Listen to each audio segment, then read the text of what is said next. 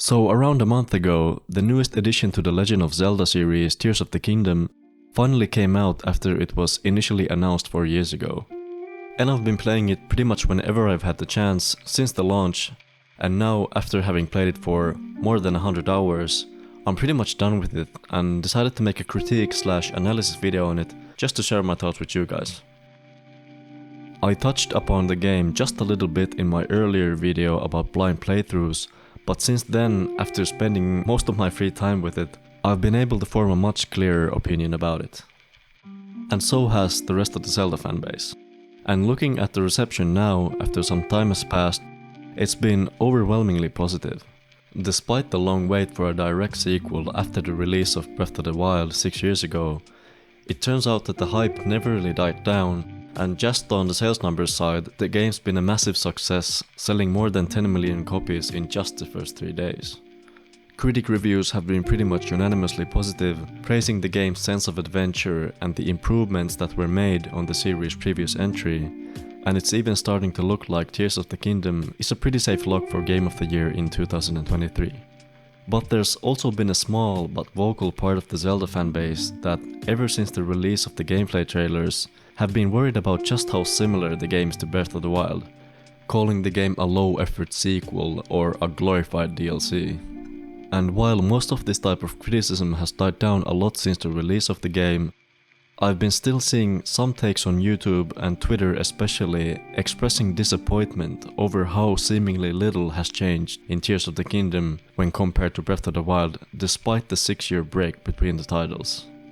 And while I'm aware it's a pretty unpopular opinion, even though I enjoyed my time with the game, I actually think that those criticisms and worries might not be entirely unfounded, and there might be a little bit of truth to them.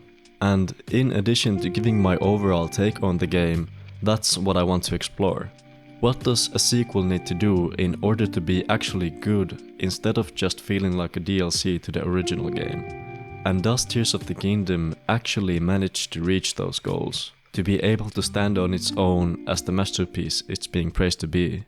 Or is Tears of the Kingdom really just a glorified DLC? Unlike most other Zelda titles, Tears of the Kingdom doesn't take place in a new world or a new place, but instead starts off just a couple of years after the ending of Breath of the Wild. The Demon King gets awakened, Zelda gets sent to the past, and you as Link wake up on a huge island in the sky and start your quest of finding Zelda and uncovering the mystery of what has caused all this. Despite the game reusing the world from the previous game, while outwardly it looks to be about the same, the sheer amount of new content that has been added here is pretty impressive, making the game feel even bigger in terms of things to do than Breath of the Wild did, which was already massive in its own right. And outside of some weird jankiness in its controls and UI, the game, when it comes to most gameplay aspects, either improves upon or at the very least stays at the same level in comparison to its predecessor. The combat mostly works the same as before. You shoot arrows, dodge the enemy's attacks and hit them with your weapon, which is admittedly pretty basic, but gets the job done just fine. But in Tears of the Kingdom, there's just a larger variety of enemies you get to fight, so it does feel a lot less monotonous in the long run in comparison. Tears of the Kingdom has most of the same enemy mobs as Breath of the Wild did, and in addition to those, it basically doubles the number of them by adding some completely new ones, which made a big difference for me in terms of how fresh combat encounters felt, especially in the beginning of my playthrough. Tears of the Kingdom also improves upon the story boss encounters, which now have unique designs and mechanics instead of the 4 extremely similar bosses we had in the last game. While it's true that Tears of the Kingdom reuses the map from Breath of the Wild, leaving it at that is a bit misleading, as they did add 2 massive new areas to the game in addition to adding caves and other underground areas all over the map. The Sky Islands have new types of enemies and puzzles to solve, and they add an entire new layer of game you get to explore above the overworld, which adds a lot of verticality to the game that you can use to your advantage in moving around and in planning what it is that you want to do next by scouting the areas below. In addition to this, the depths below the overworld basically double the size of the map and give you even more things to do and places to explore.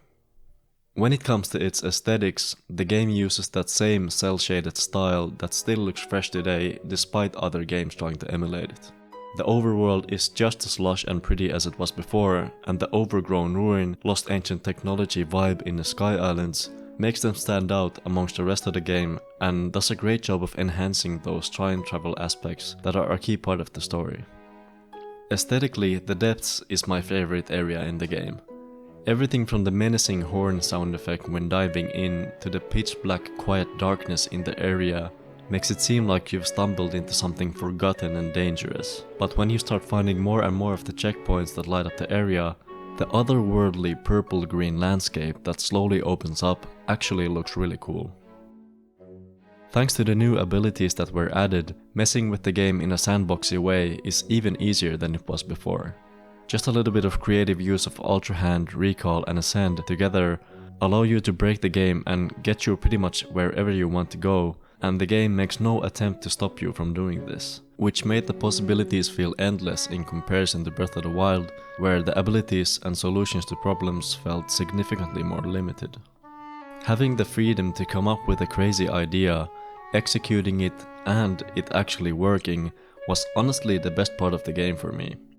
Both the abilities to fuse things to my equipment and the ability to build Zonai machines were also fun to experiment with in the beginning, but later on I did figure out how to use them more efficiently, which resulted in me just fusing the same materials and building the same machines every time I had to use those abilities. I'm about to talk about the story for a bit, so if you don't want to see story spoilers, please skip forwards to the time on the screen. The story felt kind of boring and repetitive in the beginning, but the later parts of the game actually wrap up pretty nicely. I liked how dramatic and unabashedly evil Ganondorf is as a villain, and it's nice to actually see quite a lot of him in the cutscenes, especially after he was almost completely absent from Breath of the Wild. I liked the twist of Zelda sacrificing herself to become the dragon as well, but I would have found the ending a bit more interesting if the transformation was actually permanent, like how it was portrayed at first. Having Zelda turn back normal immediately felt kind of cheap to me and took away the impact of the sacrifice in the first place. But all in all, I felt like there was a lot more to the story here, and I found it significantly more interesting than in Breath of the Wild, where, to be honest, I can't even remember what happened. So far, I've pretty much had nothing but praise for the game, and at first I really did feel like the game was genuinely almost flawless, except for the fact that it was on the Nintendo Switch, which caused quite a bit of FPS drops in some areas of the game. But after I got just around halfway through the game, I started finding more and more problems with it, and the cracks began to show, actually in a very similar way as they did when I played Breath of the Wild for the first time. Despite enjoying the game for the most part back then, my main issue with Breath of the Wild was its size in comparison to the amount of unique content it has to offer. After spending around 30 hours in game, I started feeling like I wasn't getting anything new out of it. The shrines were very easy and getting more and more repetitive. I kept fighting the same easy monsters over and over again, and the main quests, dungeons and story bosses were extremely repetitive as well. Tears of the Kingdom manages to obscure this issue for longer due to having just more variety in its content, but eventually, just because the game is so massive, you do end up reaching the point where the game runs out of new things to show you, and in my case this happened around 50-ish hours in, only halfway through the story. Now, I know that this might be a bit of a hot take, so please let me explain what I mean by this. Like, let's look at the combat encounters for example. Despite there being more enemies, most of the monster camps you run into have only Lizaflos or Bokoblins, which also were in Breath of the Wild, and sometimes there might be a boss Bokoblin or a few Moblins to switch it up. In the Sky Islands you pretty much only fight the constructs, and in the depths the monster camps again consist of the same monsters you have in the overworld. And that's just not enough variety to keep me interested in that aspect of the game for 100+ hours. And outside of combat, for example, the caves and wells, which you can find all over the game, feel extremely similar to each other. Pretty much all of them have a couple of these and these enemies, and then there's a somewhat hidden area where you'll find the blue frog guy. And while it's true that there are some caves that have more interesting stuff in them, Tears of the Kingdom has over 400 caves in total, and exploring most of them feels exactly the same. And the wells are pretty much the same, but just smaller and without the frogs. The main dungeons and bosses are actually pretty good, but the story and the cutscenes they are built around feel completely copy-pasted from each other. Like the game keeps showing you the same things over and over again about the imprisoning war and about how King Rauru sacrificed himself and how the champions promised to help Link in the future, to the point that already by the second main quest I was completely over it. Even the shrine quests are extremely repetitive. Like, look at the pyramid puzzles for example. First you find the right way to the shrine on the ground level, then you go to the sky pyramid and activate the terminals, and then you dive to the depths and fight an easier version of the Flux Construct boss to complete the quest. And for some reason, the game has 3 of these quests that are solved in the exact same way and have the exact same boss in the end. And this is not the only quest that does this. For example, all of the dive ceremony and goddess statue quests are pretty much the same and seemingly only there to fill out the map with something and to pad out the playtime. Now, you might think that adding 2 new massive areas to the game would help with this problem, but the content in those areas is also, surprise surprise, insanely repetitive. While the Sky Island the game starts off on is fantastic and really fun to explore, outside of a couple of outliers, the rest of the Sky Islands are almost indistinguishable from each other.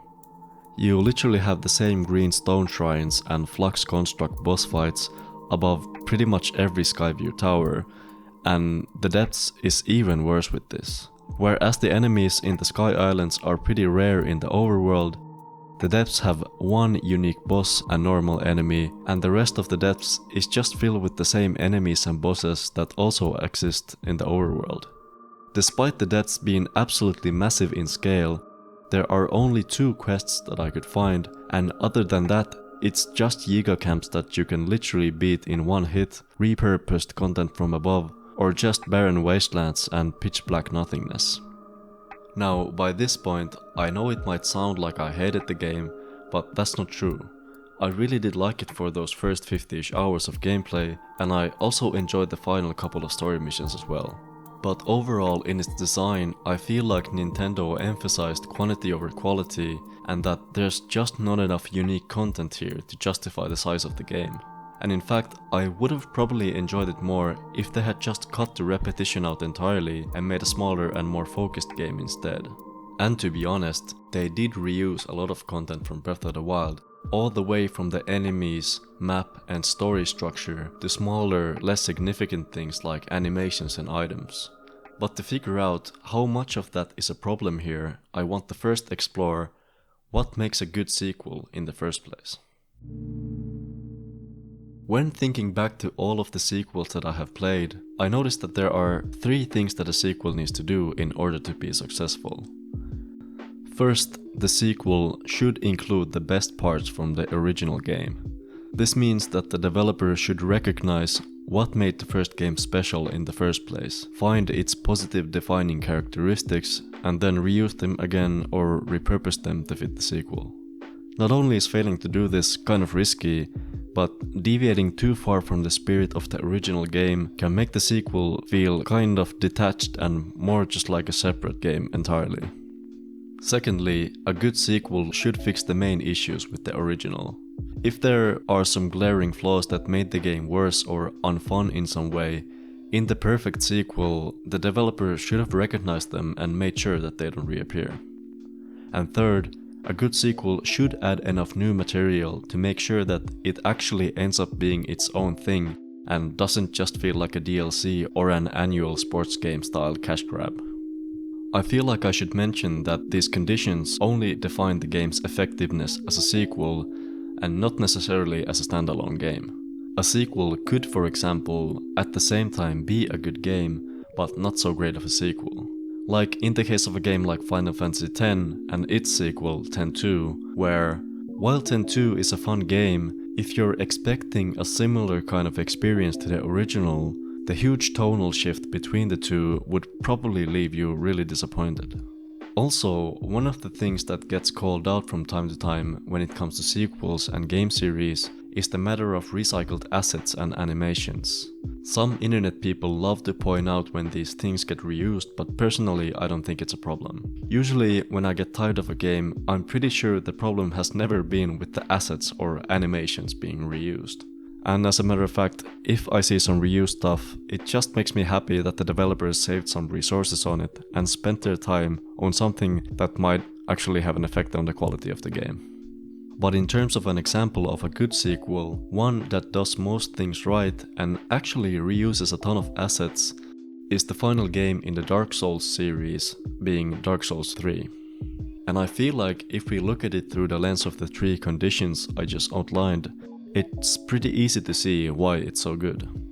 First, I think the key things that make Dark Souls, well, Dark Souls is a good mixture of atmosphere and subtle storytelling, weighty and simple combat mechanics, and a challenging progression system that forces you to take your time and to learn from your mistakes. And in Dark Souls 3, From Software made sure that these aspects were kept mostly untouched.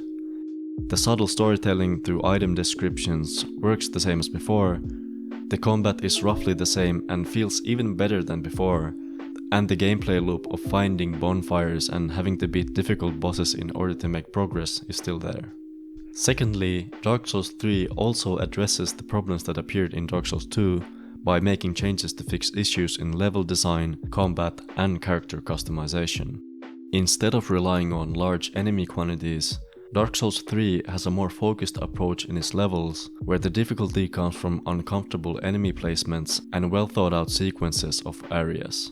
By doing this, the issue of the difficulty feeling cheap and artificial that was present in the previous title is no longer a problem. Movement and combat also feel snappier, and building your character is less restrictive due to the removal of the adaptability attribute, which used to control the amount of invincibility frames in your role, which forced players to pretty much always level it up regardless of the build they were going for. And third, Dark Souls 3 feels far from a DLC.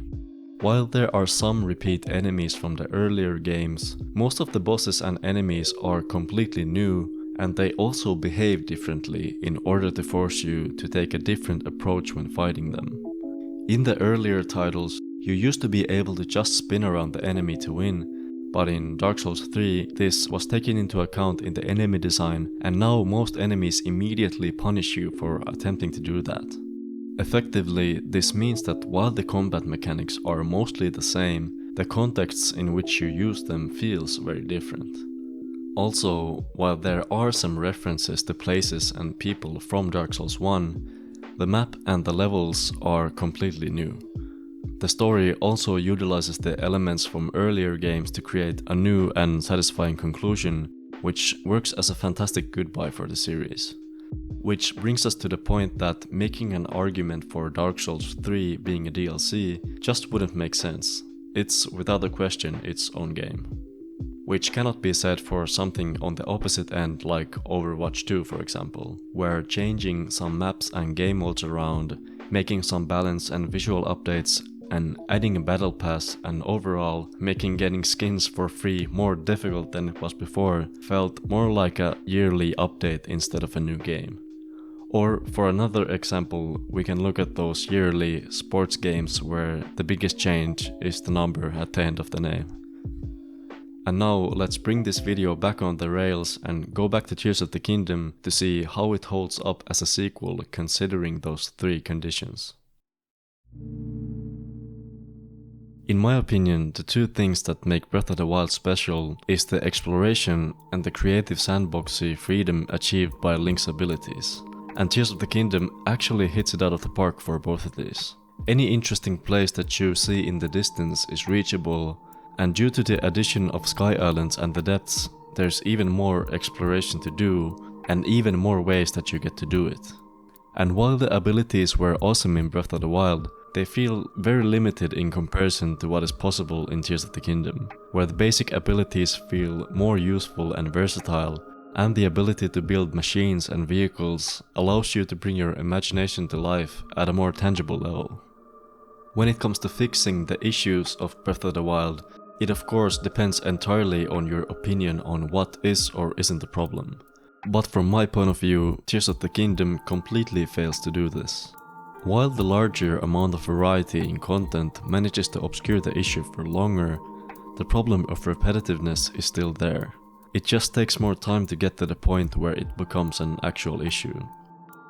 If your biggest problem in Breath of the Wild was something else like the weapon variety or the boring dungeons, and you don't mind the repetition, you would probably feel differently about this.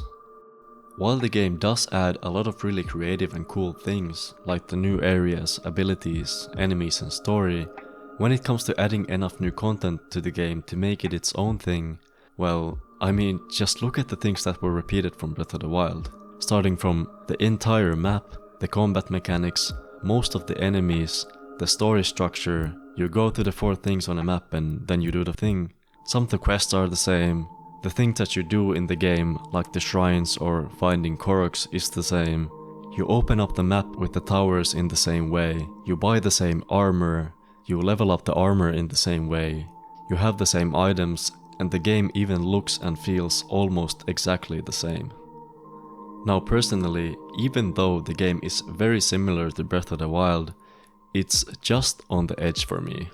I think it has enough things to do to stand on its own as a separate game, but on the other hand, because of the recycled content, especially after 6 years of development, I do think that the glorified DLC criticisms are actually completely valid.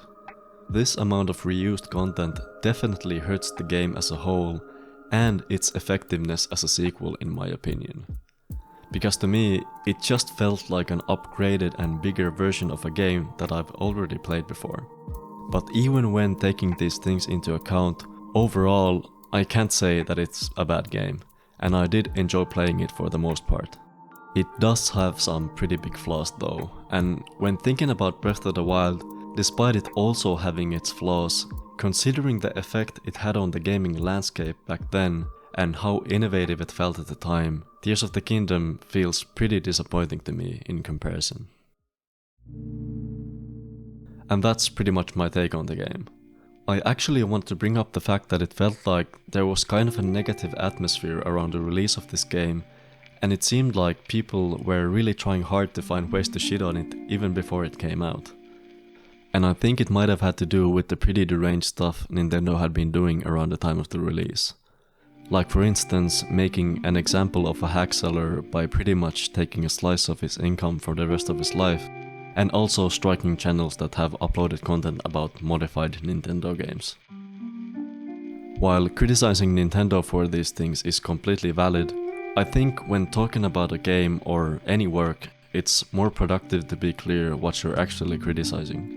And I even think that it's completely reasonable for these kinds of external things to affect the experience for the consumer in some ways. And it actually definitely did for me. Playing the game immediately after being reminded of just how hostile of a company Nintendo can be towards its consumers just made me feel at the very least kind of sad when I started playing the game. But regardless of that, I tried to keep my critique of the game in this video contained to things actually within the game. But yeah, did you guys already play Tears of the Kingdom and what do you think about it? Please let me know in the comments and I would love to hear your takes on it. And thank you so much for watching. If you liked the video, please leave a like and subscribe to my channel for more content like this. And thanks again, have a good one.